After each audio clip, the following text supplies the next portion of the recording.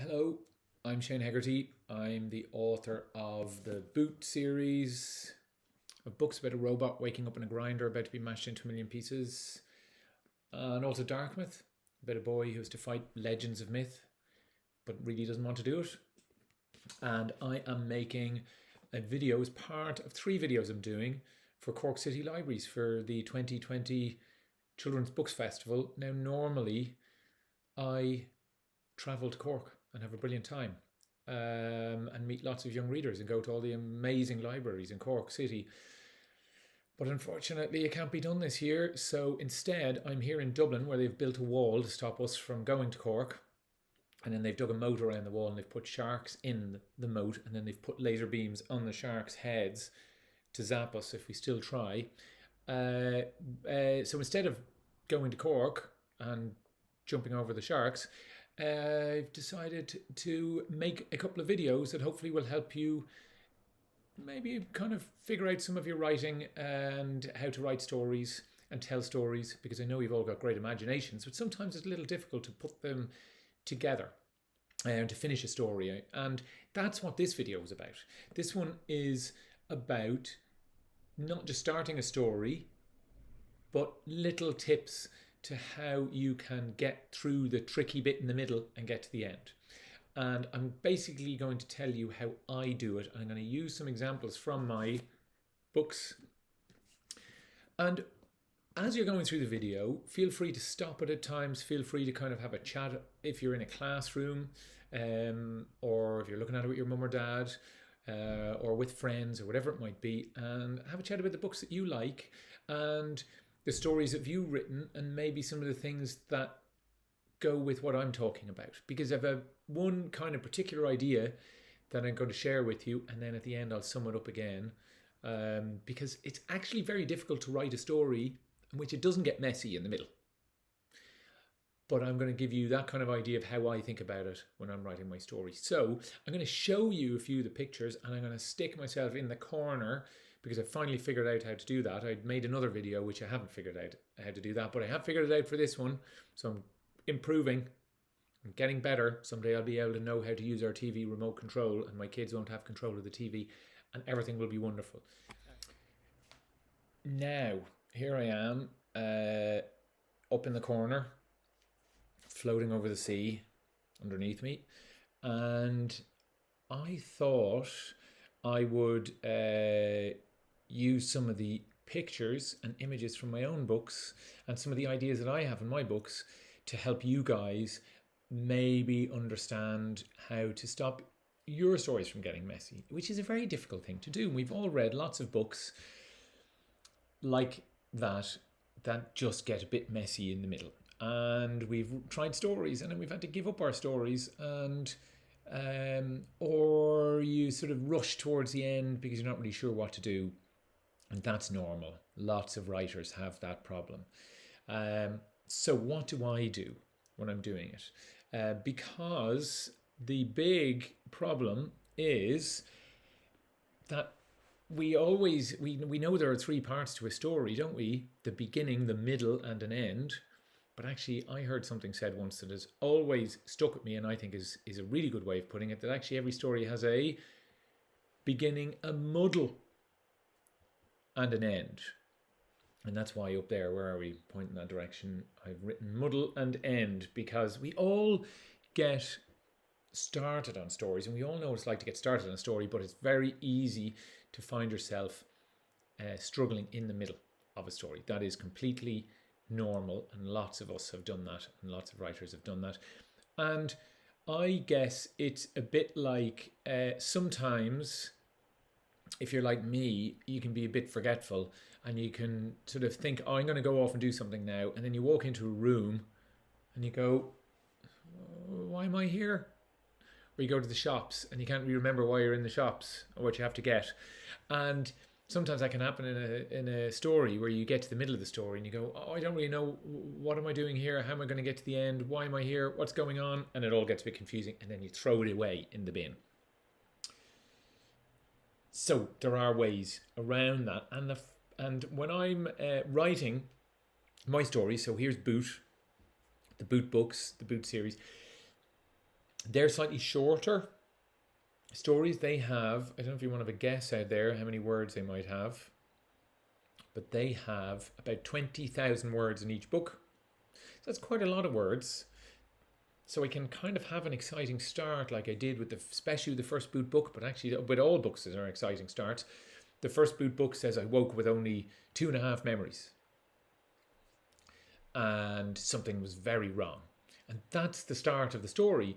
But the 20,000 words is a lot of words to kind of get to the end with, isn't it? But not as much as the Darkmouth stories, which are, anybody want to have a guess how big they are? If you're out there, they are 65 to 70,000 words long. That is a lot of words. So they're over, I'm rubbish at maths, they're over 3 times longer than the Boot books. So that's a lot longer. And you might know from some of the books that you really, really like that a big series like that sometimes isn't just one story. It's really, or one story in each book, and then that's the end of it. It's actually kind of a big, long story that takes up 4, 5, 6, 7 books. And sometimes in those books get longer and longer and longer each time. And we know by the end of the Harry Potter series that the last book is about the size of a house. Because there are so many characters, so many things that have to be done, and it gets very, very complicated. So how do we get around that? Or how do I try and get around it anyway? I think a really good way of doing it, and a good question to ask yourself, or at least to kind of a good starting point, is to say your story is a journey. So your story is a journey. What do I mean by that? I mean that when you start a story, you're kind of like, it's like a map. And you have the starting point. Try to go here, starting point, and then you have a destination that you want to reach. It might be over here. Let's say you're a fly and you want to go from my coffee cup to my keys. Or let's say you're going on holidays. Now I know you're in Cork. A lot of the people watching this, you're in Cork, so you don't need to leave Cork because it's so wonderful. But if for some reason you decided to go on holidays somewhere else, let's say you went to Donegal, you know that when you go to all the way up to Donegal, that journey is going to be, you'll start at your house in Cork and then you go all the way up to your holiday home in Donegal, and lots of things might happen in between. Maybe you'll stop in a town somewhere, maybe you'll do some sightseeing, maybe you'll stop and see friends, or maybe you'll have relatives along the way. There's so many things that might happen in between, but you know that you're starting at home and you're going to Donegal, and that is the journey that you're taking. And when I'm writing my stories, now these robots here are kind of on a journey, but their journey isn't very exciting because they're broken, or at least it's not exciting for them, it's exciting for the reader, but I don't want to spoil too much. Not going to end well for the robots. You know that every story starts somewhere and then ends up somewhere, and the whole tricky bit, or not even the tricky bit, but the fun bit is saying, well, what happens in between? And a really good way to start that is to say, well, who is taking the journey? And when I was writing the Boot books, I knew that the person, or the character rather, taking the journey is Boot. And Boot wakes up in a grinder with only 2.5 memories, as I said, and Boot sets out to find its owner, who is Beth, who's here in the picture. And that's Boot's journey. Boot is setting off to find Beth, and that is the journey that Boot has to take. But obviously Boot doesn't just walk out of the grinder, find Beth, and that's the end of the story. Ta-da! All wrapped up neatly. Exciting things and adventures have to happen along the way. Now, Finn's story is slightly different because, well, I mean, it's different because Finn has to fight monsters of myth who are invading his town. That's the big thing that's happening in his book, in his story and his life. But Finn's journey then is a little bit different, because Finn's journey, while Finn does go places in the books, so in the second book Finn gets caught in the infested side, and Finn and Emmy are on the run in the fourth book, Hero Rising. But actually Finn's journey is a little bit different. Finn doesn't want to fight the monsters, but his dad is making him do it. And his whole family has always done it. And Finn's journey is to find a way to deal with that. So Finn either fights the monsters and defeats them forever, or maybe Finn runs away, decides he doesn't want to do it, or maybe Finn finds another way to stop this war between the monsters and the humans. And there's a baddie in there who's trying to take over our world. So Finn has to decide whether he wants to be part of fighting that monster or not. So the journey is a little bit different, if that makes sense. So that sometimes the journey will be about the character's journey. What is happening to the character? What journey are they going on? So I think actually of a book like The Twits, and I should say in the Dartmouth books, this is Emmy, who's with Finn here. She wants to fight the monsters, but her dad won't let her. So Emmy's journey is different. She wants to fight them. How does she get to fight them and have the life that Finn has? And how Finn is saying, I don't want this life. But when I was thinking of books like The Twits is a book where they don't go anywhere, Mr. and Mrs. Twit, but their journey is from being really, really nasty people to getting their comeuppance. That's what happens to the Twits, isn't it? So their journey is a little bit different. How do they go from being nasty and being nasty to each other and to everyone else, and what little things show how nasty they are, to getting their comeuppance and being, I suppose, kind of getting everything they deserve. All the nastiness that they give out to everybody else suddenly coming back on them. That's their journey. So you could take a moment, if you want, to have a think about what your favourite books and your favourite characters, what journey do they have? What journey do they go on? And to think about the journey, do they actually go somewhere in the book, or is it that their character goes somewhere? Because all characters really, when you look at things, they all kind of learn something, or they all go on a journey, or they all have a challenge that they have to face, and that's their journey. Now, and like that, how long is the story is kind of like saying, well, how long is the journey? Because each time you go on a journey, it makes a big difference how long it's going to be. So if you have an idea of how long the story is going to be, then there's going to be more things happening in it, but you might also have a little bit more time to figure out the way around. If it's a shorter story, then that's okay too. So you don't need lots and lots and lots of things to be in there. You can keep it nice and simple. And that sometimes is a way, a bit like if you go to the shops and you have a shop down the road and you go to that shop, that's a shorter journey, isn't it? And you might only meet one or two people on the way. But if you go all the way to a shop in another town, that's a longer journey, and different things happen and you meet different people there. And it's a bit like that with a story. And when you have this is kind of the same sort of thing, really. You'd be asking, depending on how long the story is and what's happening and what type of story you want to write, how many places and characters are there along the way? So in the Dartmouth books, you can see Bruni, is the Hogboon here, is one of the characters that Finn meets. And we actually follow Bruni's story a bit because they're longer books, so I have more time to tell other stories. And Finn has this whole history, and you can see the library here with all these jars which are filled with monsters that have been shrunk down and put into these jars, and Emmy's having a look at them over 1,000 years of time, all this history. So when you have a longer story, you can spend a little bit more time maybe going off in little byways. So again, if you have a longer journey, sometimes you go off, oh, wonder what's down here, wonder what's down that direction, maybe we'll go this route instead of that route. And that's the way I like to tell my stories as well. When I'm writing them, I like to say, well, what happens when something happens to Finn in the Dartmouth books? Finn is here with his dad, who's beside him, and then also Mr. Glad, who's another character in the book, and very important character. And they've built this big device in the house which can stop all the monsters in one go forever. And I say, a bit like a journey that you go on, well, what happens if Finn meets Mr. Glad and Mr. Glad has this big device that can stop all the monsters? What's going to happen then? Does Finn try and use it? Does Finn break it? Is there something wrong with the machine in the first place? So every time I get to this place in the story, and the place might be a real place like the house that Finn lives in or the town Finn lives in, but it might be a thing that happens. That's another way of describing a stopping off point in the story. Then you suddenly have all these other things that you can do as well. The trick is not to get too confused along the way, though, isn't it? And that's what we'll talk about in a second, because Finn is also meeting monsters. What if those monsters are slow, dim-witted monster like this basilisk? Or what if it's a big dangerous monster? Or maybe it's a monster that looks dangerous but actually kind of wants to be friends. There's so many different things can happen every time you meet a character. And we're going to talk in a little bit in a second about how you stop yourself from getting into a muddle by just writing all these things down and then suddenly, oh, I don't know what to do next.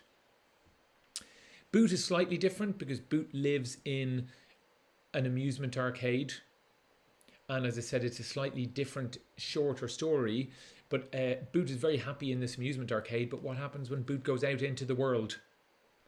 And Boot's journey takes out this big city that Boot lives in. And you can see Boot there with Noak and Poochie, the rubbish robot dog. And they're chasing Mr. Piggles, who's a robot pig who appears in the story. And where does Mr. Piggles lead them to? So the really important thing is, you know that when you go on a journey, all these things can happen. You can meet different people. You can go off on a little adventure. You could wander down a laneway to see what's down there on your way to the shops. Or you might go to Donegal, but you say, let's go this way to see this really cool stuff on the way. It's really good to know where everyone is going and how they'll get there. And what I mean by that is, when you take your journey from Cork to Donegal, you know that you're starting in Cork and you know where you're ending up. And sometimes and when I write my stories, I usually know where they're going to end. And I make a plan. And I make a plan that tells me where the story's going to end and where it's going to be at the start. And then I write down all the things that might happen in between. And I say, well, if it's going to be a short story, then maybe 2 things will happen or 3 things will happen in between. If it's a longer story, maybe it will be lots of different things that will happen. But I try and make a plan, and I say, let's have an idea of what's happening. But I don't write down everything that's happening. I still like to use my imagination as I'm going along, because what happens is that stories do pop into your head as you're going. So this is where it gets a little bit difficult in the middle.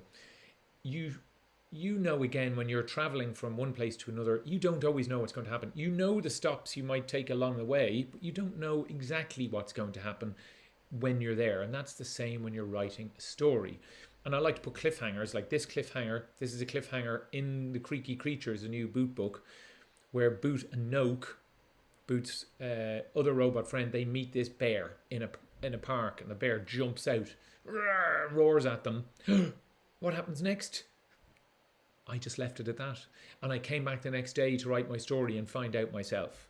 But I knew that Boot was going to the park, and I knew that Boot would meet strange creatures, but I didn't really know until I was writing it that one of them would be a bear that would come out of the woods. So, and this is the big thing. This is the big thing. When you're writing your stories, you still have to remember the golden rule, which is to have fun. So you can plan your story and you can plan your journey in the story, but always, always, always remember that you have amazing imaginations and there's no right or wrong answer, and they're your characters, and you can write it down, and then if it's not quite working, you can change it again, but you can have fun. That is the number one golden rule always with writing. Have fun. There you go. I'm back out of the corner now. I did say it's a bit tricky and slightly difficult to sometimes even to explain how to get out of a mess. It's a little bit like giving directions. If we continue with the journey idea, you go up there and you take a right, and then you take a left, and then you get to a roundabout and you don't go through the roundabout, you go around, and all of that. It can get a bit messy. But if you think of that idea of going on a journey and maybe have an idea of how many stops you want to make along the way, 2 or 3 stops, and that's the idea of your story. So you know where you're starting, you know where you might be ending or where you hope to end, and just think of the stops in between and what might happen, and don't worry about getting it right, and don't worry about making it too complicated. don't worry about everything being perfect. Just enjoy it and have fun. So thank you very much.